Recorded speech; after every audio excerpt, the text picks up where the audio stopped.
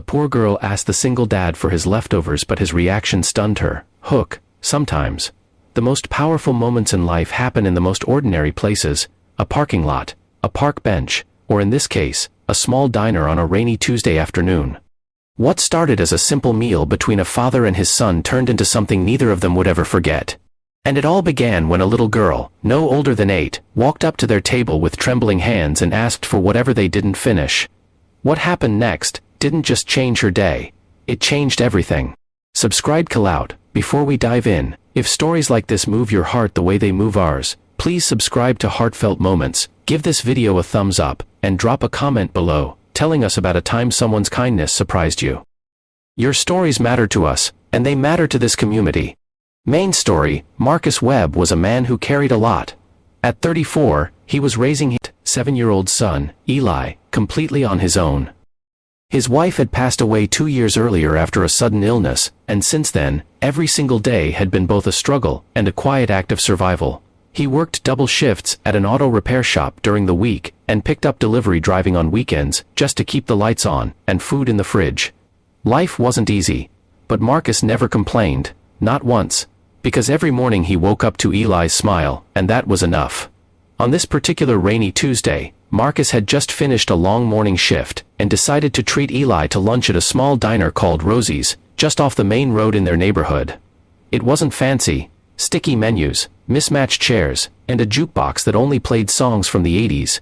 But the food was honest and warm, and that's exactly what they needed. They ordered 2 plates of meatloaf with mashed potatoes, and a side of cornbread. Eli talked the entire meal about a turtle he had seen at school during a science lesson, his little hands moving wildly as he described how it had retreated into its shell when the kids got too loud. Marcus laughed and listened, savoring not just the food but the moment. These quiet lunches together were his favorite part of the week. When their plates were nearly clean and Marcus was reaching for his wallet, he noticed her. A little girl stood just inside the doorway of the diner, soaking wet from the rain outside. She wore a faded yellow jacket that was at least one size too small, and her sneakers were worn through at the toes. She was looking around the diner slowly, carefully, the way someone does when they're searching for something they're almost afraid to ask for. Her eyes landed on Marcus's table, specifically on the half-eaten plate of cornbread he hadn't finished. She walked over with the kind of quiet courage that only kids seem to have, the kind that breaks your heart a little, because it shouldn't have to exist. She stopped at the edge of their table, clasped her hands together, and looked up at Marcus with big steady brown eyes. "Excuse me, sir," she said softly. "Are you going to eat the rest of that? I'm really hungry." The diner seemed to go still. A few people nearby glanced over. Marcus felt the words land somewhere deep in his chest. He looked at the girl, really looked at her, and saw something he recognized. Not just hunger, exhaustion. The particular kind of tired that comes from carrying something heavy for too long. He didn't hesitate. Marcus stood up, pulled out the chair across from him, and said, "Sit down, sweetheart. We're going to get you something hot." The girl blinked. "I don't have any money," she whispered. "I didn't ask you for any," Marcus replied gently. He waved over their server and ordered the girl a full plate: meatloaf, mashed potatoes, cornbread, and a hot chocolate, because the rain outside wasn't letting up and she looked like she hadn't been warm in a while. Eli, without being asked, slid his extra cornbread across the table toward her and said, "You can have mine too. I'm pretty full." The girl stared at the plate when it arrived like she was afraid it might disappear. Then she picked up her fork and ate, and as she did, she told them her name was Destiny. She was 8 years old. Her mother worked 2 jobs and was still at work, and Destiny had been walking home from a friend's house when the rain started. She hadn't eaten since breakfast. Marcus listened to every word. When she finished eating, he asked the server for the check, and paid for Destiny's meal without a second thought. Then he did one more thing.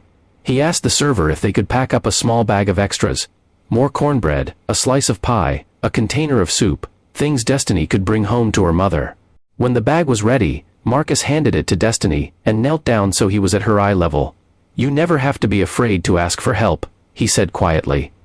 "And never have to feel like you don't deserve it. Okay?"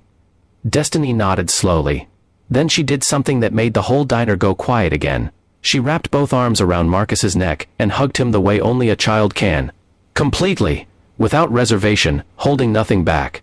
A woman at the counter nearby wiped her eyes. Even the cook, who had been watching through the kitchen window, stepped out and gave Destiny an extra cookie for the road. As Marcus and Eli walked to their car through the rain, Eli slipped his hand into his father's and said, "Dad, we did a good thing today, didn't we?" Marcus squeezed his son's hand and looked down at him. "We did, buddy. And the best part? It didn't cost us anything we couldn't give." Closing, that afternoon in a little diner, a single father showed his son, and everyone watching, that kindness isn't about having everything. It's about giving what you can, when it matters most, without waiting to be asked twice. Destiny walked in out of the rain hungry and uncertain. She walked out fed, warm, and reminded that the world still holds good people in it. So today, look around you. There may be someone nearby who just needs one small act of grace to change the direction of their entire day. You might be that person for them, just like Marcus was for Destiny. Be the reason someone believes in kindness again.